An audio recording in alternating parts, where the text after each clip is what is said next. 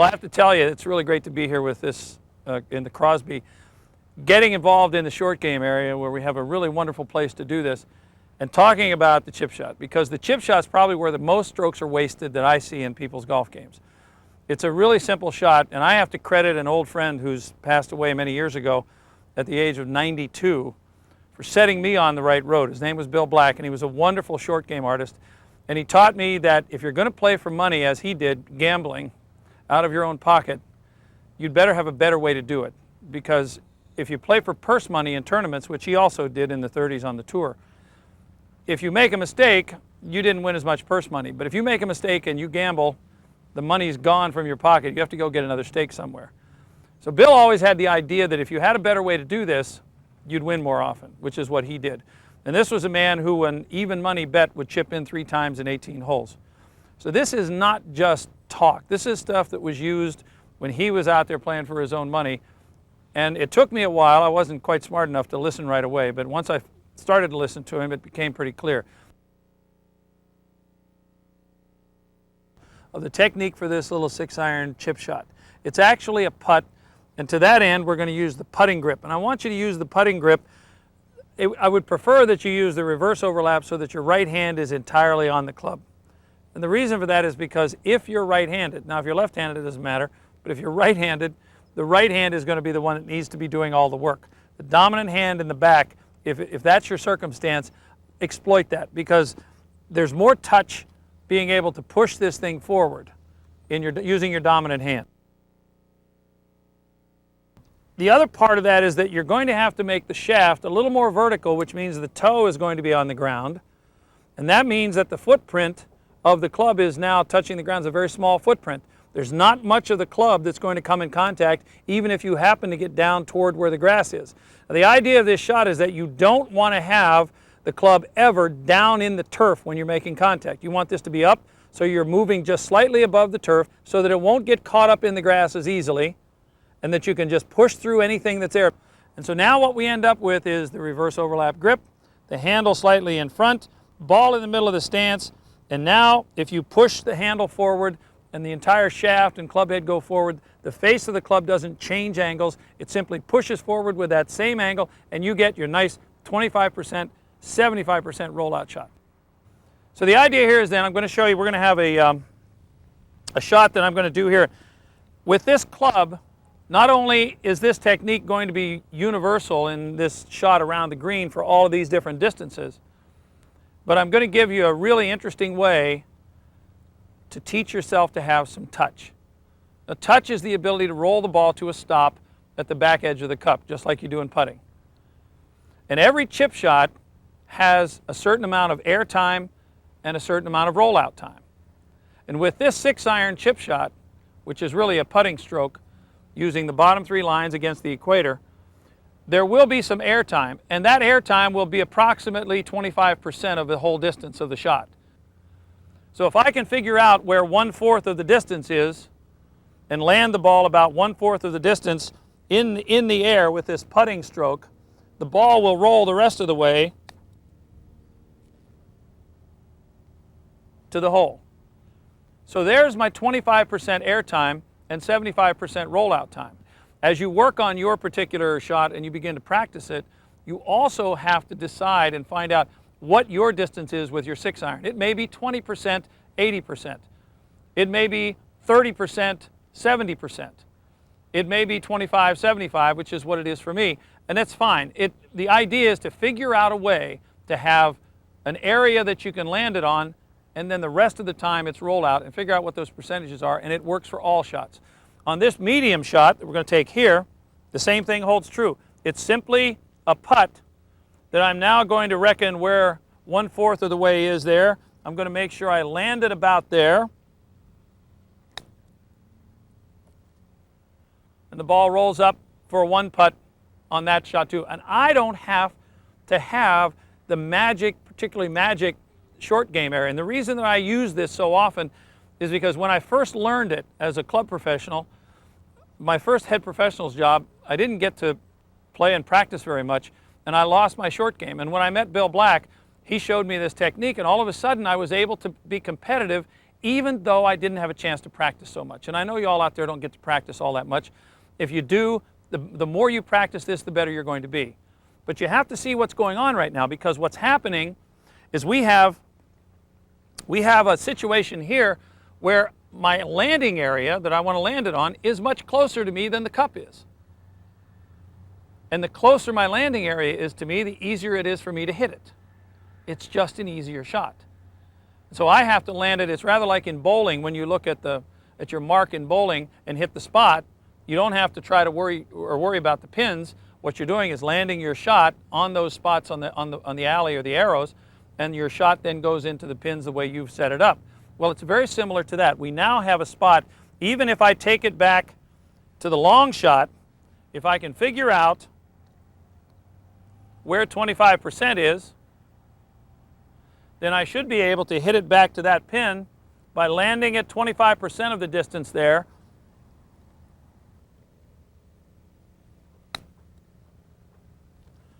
And it will run out all the way back to the hole. So if I can land it a fourth of the way there, it will run the other 3/4 of the way.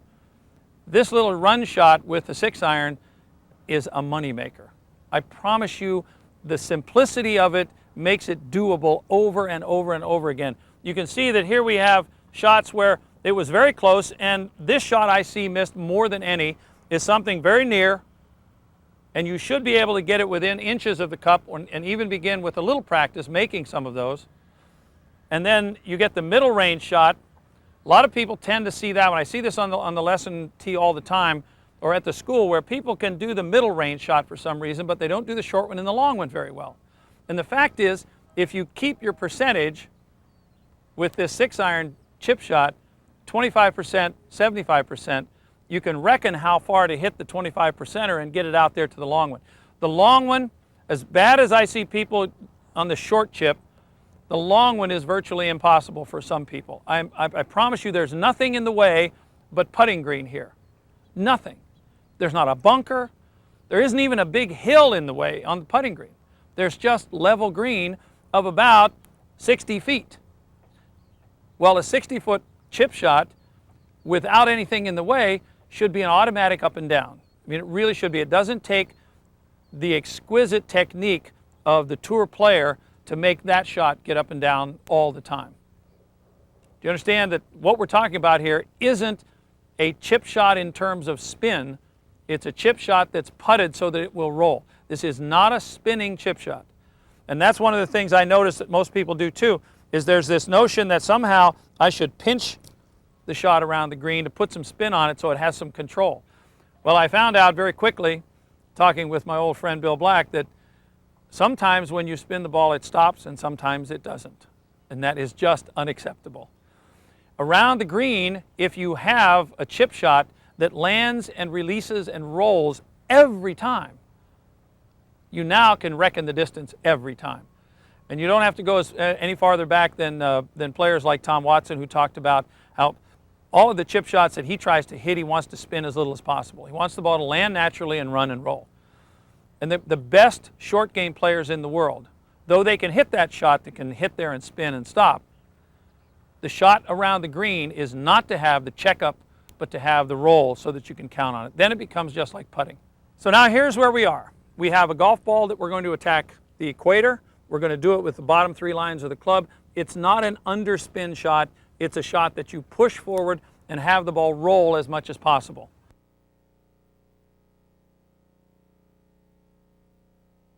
Well, now we have the 8-iron, as I promised. We have this club that has 8 degrees more loft than the 6-iron. Now again, this is not about trying to slide the club under the ball. It's about pushing it forward, but now because we have more loft, it's going to bounce up in the air a little higher, and it's not going to roll as far. So I end up with a club that hits it 1/3 of the way and rolls 2/3. Now that's important only because when you're out on the golf course, if you have a circumstance where there's something between you and your ball that won't let you land it 25% of the way there, and you have to land it farther, then obviously if you chipped it with a 6-iron farther, it would go past the hole. Here now you can take that same technique.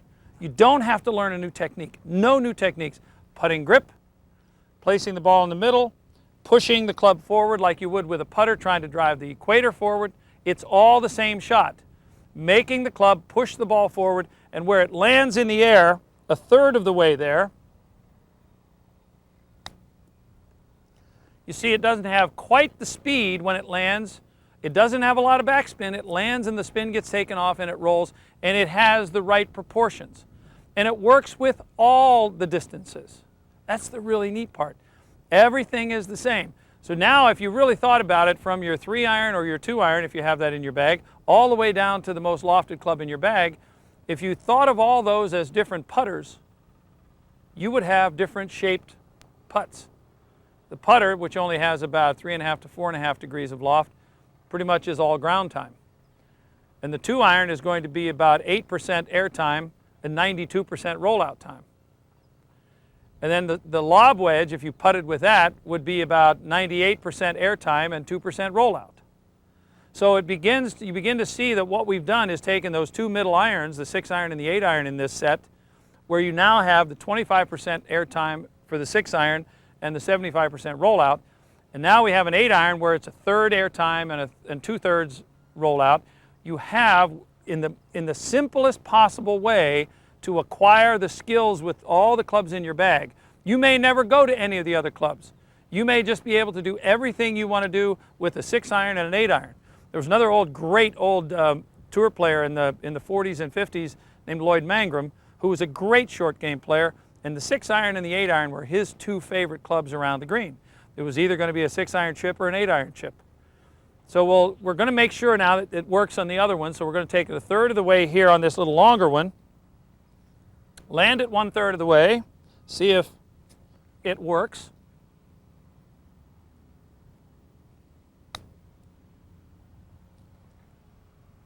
Thank you very much. Pin high. And now we take it out there. Now this would normally be something that you would, after you get used to doing this, you're going to really want to have, since I don't have anything here that's really too difficult to go over. It really makes landing it out there a third of the way out on a 60-foot putt or a 60-foot chip. Now I've got to land it 20 feet out there. Well, that's a long target to have to hit to. But I can still do it with practice. And now I'm going to take it out and see if I can't land it a third of the way out and see what happens with this shot.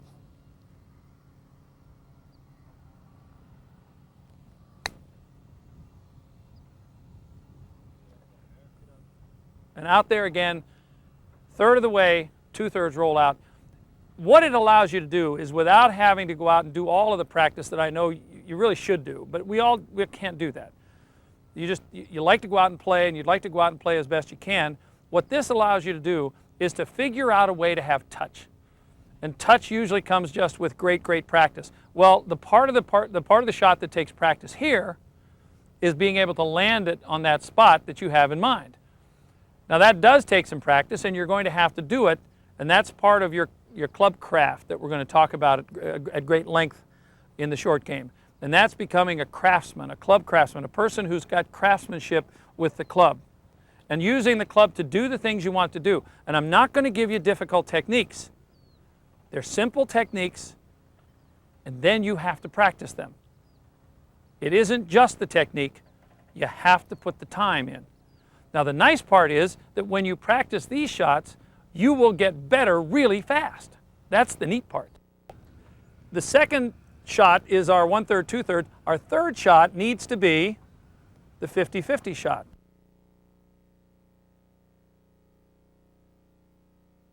So now we have our 52-degree wedge, which is really a good bit more lofted than that 8-iron. So when I hit the equator with this one in the bottom 3 lines, it's going to roll up the face and pop up a little higher. It's going to have a softer landing, and it's not going to roll as far. The techniques are exactly the same. The clubs are going to look desperately different to you. That's okay. But you have to push the ball forward to get the same results, only we're going to change what happens with the, we're going to do this one first to the short one, then we'll do the 50-50.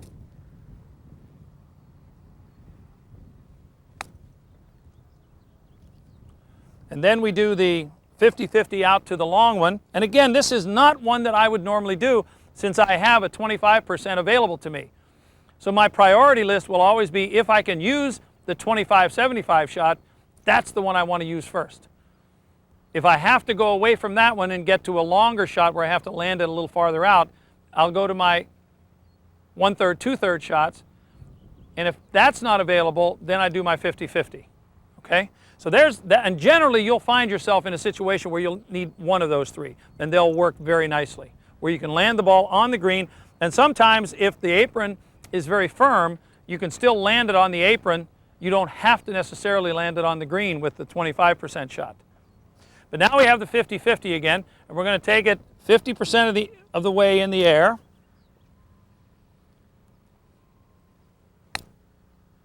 Except that one wasn't 50%. Wasn't a bad shot, as it turned out.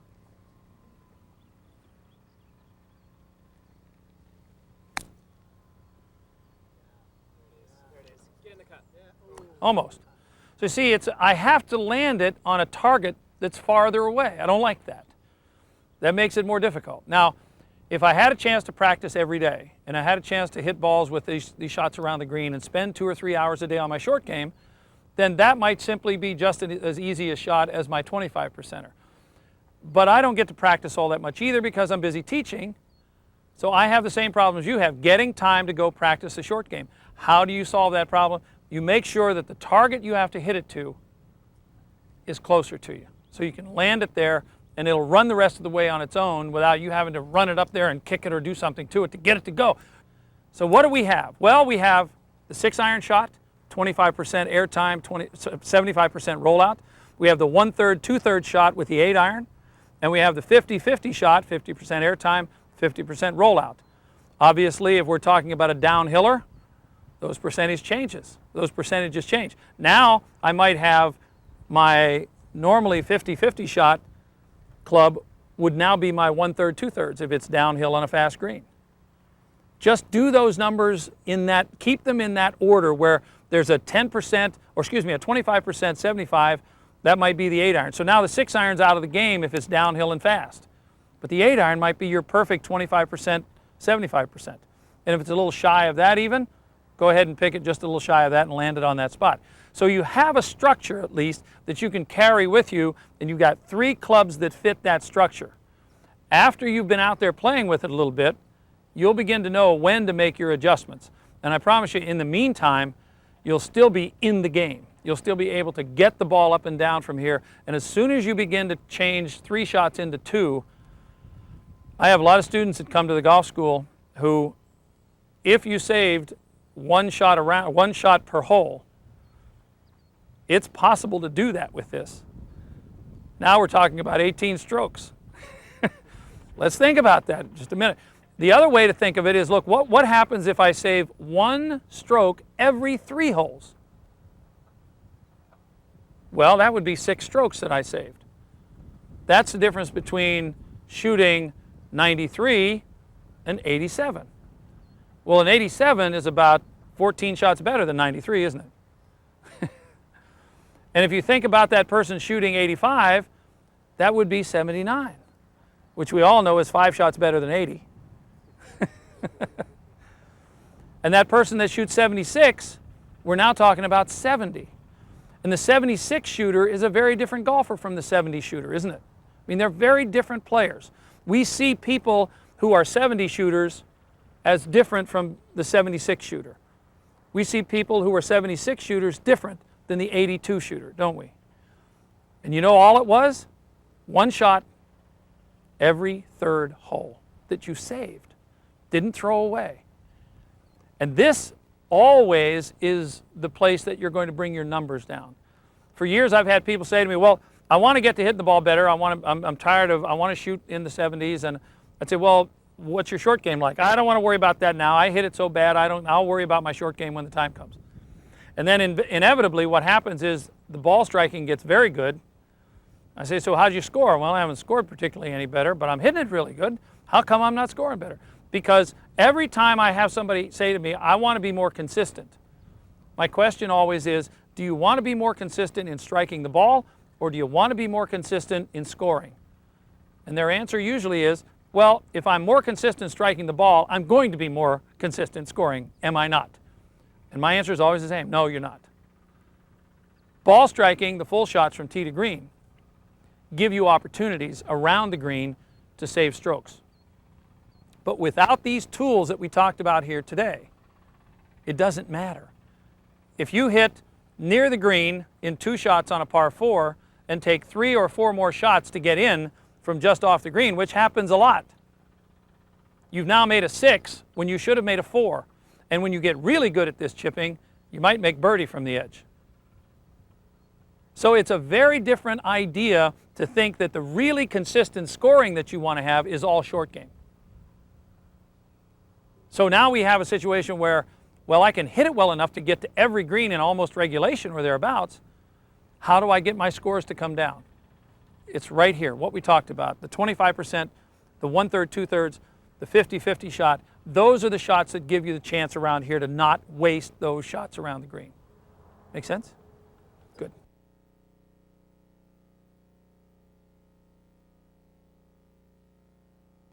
Well, now we're going to talk about the pitch shot. Boy, this is just so important. And just as in the other technique, we're going to be able to take the same technique we do here and use it in a lot of different places.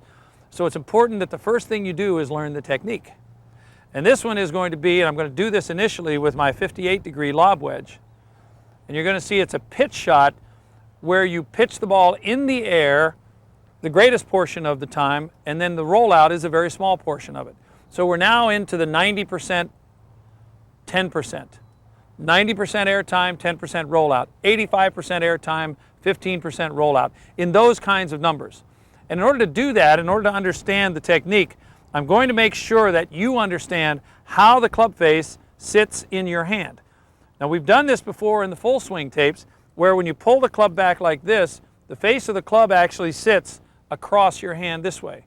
The scoring lines are actually across this way, and I'll draw that on my hand so that it looks like a golf club, and the scoring lines run across the palm this way. And what that means is, once you know that, it allows you to understand what I have to do with this hand to add loft to the club, which would be this motion. This is called palm reflection. Your hand can do 6 things. It can drop down, ulnar deviation, raise up, radial deviation, work inside this way, palm reflection, dorsiflexion this way, pronation and supination. And so what we're going to do is we're going to combine 2 things that you normally don't combine when you hit a pitch shot. When you're trying to hit a high, soft pitch shot that doesn't run very far, normally most golfers will add loft to the club and open the face at the same time. Those 2 things seem to go together. So it would be doing a little palm reflection here and supinating your right hand so that it would open the face even more. Now, that's a fairly common practice with wedge shots among even some good players who really want to hit a ball that doesn't go up and land and roll very far at all. Well, there's an even more interesting combination. If you take the club face and you add loft to it a bit at impact, through impact, and then pronate this hand and make the face close during that motion, what's happening is you're going back to that little home run motion we talked about in the earlier tapes where we talked about the full shots, but we're adding a little loft to soften the shot and having the toe continue forward. And this ball, because when it comes off that face, this ball jumps off the club face, but up with a nice soft trajectory, and it lands, it doesn't really roll very far. It doesn't go very far after it lands, not because of backspin particularly, although there is some. It doesn't go very far because the ball's landing fairly vertical. And if I just drop the ball vertically onto the green, it certainly is going to run very far. So the idea then is to take this, if you're right-handed, to use the right hand, and on the left hand, if I take the pen and draw this on the back of the left hand, for you left-handers, I know Jerry's left-handed, and it can be a way of feeling that with that hand too, if that's your dominant hand, so that now the club is on the back of your hand in this fashion. I'm going to add loft and turn it over at the same time. So I'm adding loft, and in the case of the left hand, I'm dorsiflexing and supinating. Those are the 2 motions that I'm having happen with the left hand. And with the right hand, it would be palm reflection and pronating. So those are the 2 motions. You don't have to know those names. It's not important that you know those names. However, if you happen to understand those phrases or those words about what the palm of the hand can do, it may help settle it in for you exactly what we're doing here. And I just want to be accurate. So now I'm going to take this club, and this is the 58 degree, and I'm going to hit a nice little pitch shot out of here using the right hand to add a bit of loft and then pronate so that I hit it with a little softness. And you'll see the shot as it comes out has a very nice sort of jump to it, and yet it doesn't go far. And when it lands very softly. So you can make a very nice shot that has touch to it, that for the first time maybe your pitch shots, instead of always chunking behind them or blading them across the green, you now are going to have a shot where even if the lie isn't particularly good, you still are able to use this technique to add a bit to the loft and have the ball land and not roll very far. Even if I make it into a really bad lie, down in the divot. Now we're in long grass, I'm in the divot from the long grass, so we're down there to the bare essentials.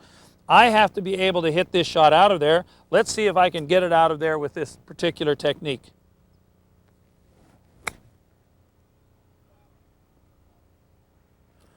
And it doesn't roll very far, does it? You see, so it's a really nice little shot that you have to add to your arsenal in the short game, I think, if you're really going to have a chance to attack the pin from around the green, especially on those par fives, where some of you can hit the ball down there in the real short area. In 2 on the par fives, you can attack the flags, even if they're tucked back there and you want to land it on the green where it doesn't have much tendency to run on. So let's go over this again. Now, here's the details are this. It's hit like a regular iron shot, except that you're going to take the face of the club, add a bit of loft to it by having the top of the blade work backwards and the leading edge go forward. Now, in order to do that, your right palm has to palm or flex this way, which you would normally not do on any of the other iron shots. So this is a bit of club craft we were talking about earlier, becoming a club craftsman when you do this. This is club craftsmanship.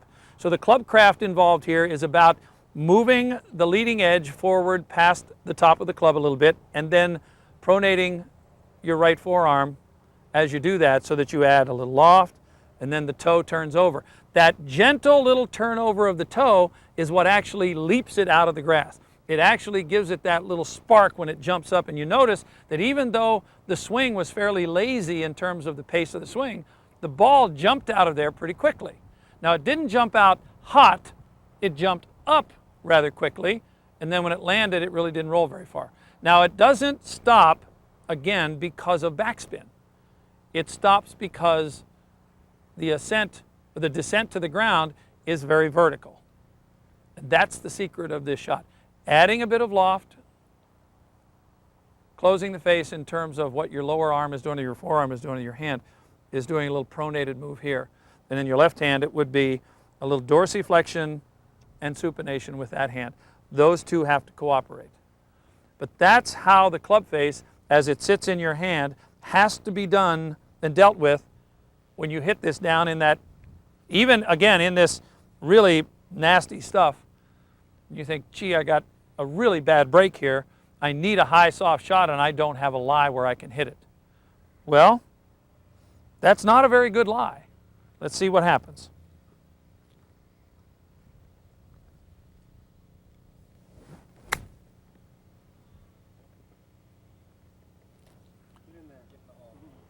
Not bad. See, so even though it looks horrible, because you have some craftiness with the club now, the real reason that we have tools is to make our lives easier. And those people that are better tool users usually get the job done better.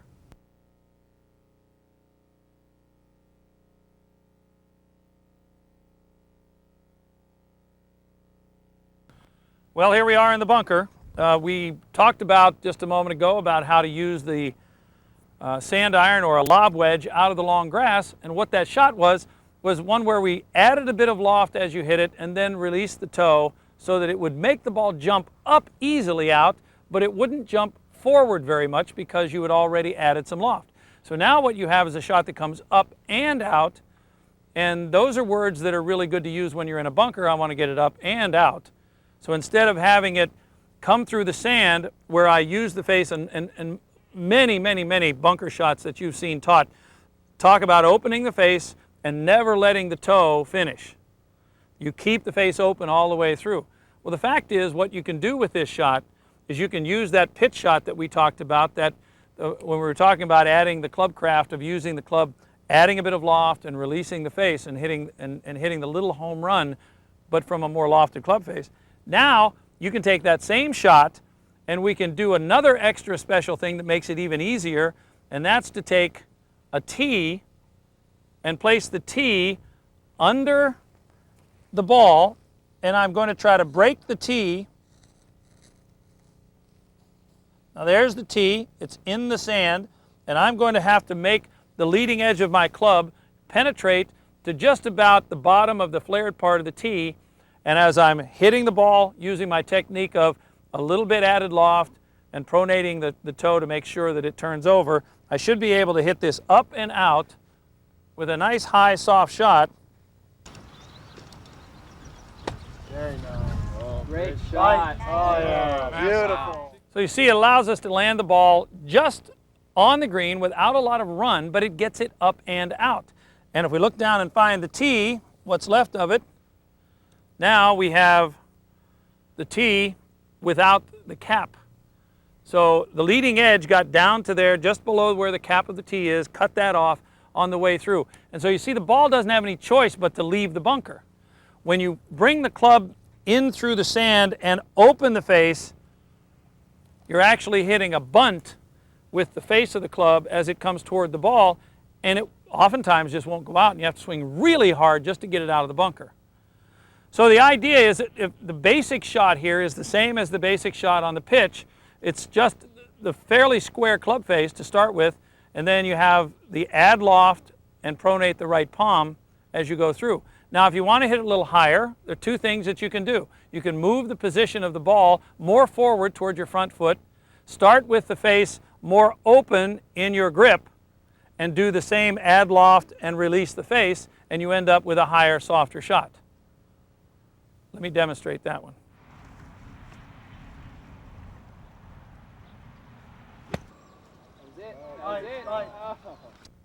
Well, here it is. That's the second shot. I mean, that's the one that goes up, lands on the green, doesn't go very far if you need to get it up higher, and we got a fairly steep lip here.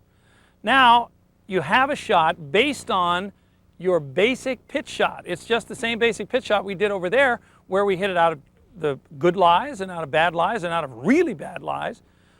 The sand isn't any different. You now have to understand that what you're trying to do is get the leading edge of the club down to a place in the sand just below where the top of the tee or that flared part of the tee would end and the straight part of the tee would begin. If you can cut that off every time you hit a bunker shot, you will get out of the bunker every time. So now let's wrap up all of the stuff that we've put together here in this short game tape iron. And we used a 6-iron to learn how to do the 25%, 75% shot. And then the next thing was an 8-iron using the same technique, making a 1/3, 2/3 shot, 1/3 in the air and 2/3 on the ground. And then the same technique with a 52-degree wedge where you can make it a 50-50 shot, 50% airtime, 50% rollout. It gives you a chance to have some touch. And then we went to the long grass. So we went into the long rough over there to hit the nice soft pitch shot out of the rough where you're getting 90% airtime and 10% rollout. And the technique for that was one technique to use with this wedge for all of your pitch shots around the green. So you don't have to learn a lot of techniques. As you work at this and practice and practice and practice, you can try other techniques, but this one technique will allow you not to have to practice quite so much and still give you a shot that you can rely on. So now we know that you're going to add a bit of loft and turn the toe, and that shot's going to be available to you. You're going to hit that nice high shot, land, doesn't run very far. And then we took that same technique and moved it into the bunker, and by putting a tee under the ball in your imagination and trying to break the tee somewhere down just below the flared part of the cap, that gives you a goal of how deep into the sand you have to hit, and it gives you a chance that every time you come into the bunker, use that same pitching technique, which is to say that you add a bit of loft and turn the toe over instead of keeping the face open, and then break the tee every time and the ball will come out. So we've covered a whole lot of stuff, but we haven't had to use a lot of different techniques. And I hope you're going to find the same thing as I did, that when you don't have time to practice, this stuff makes you a better short game player.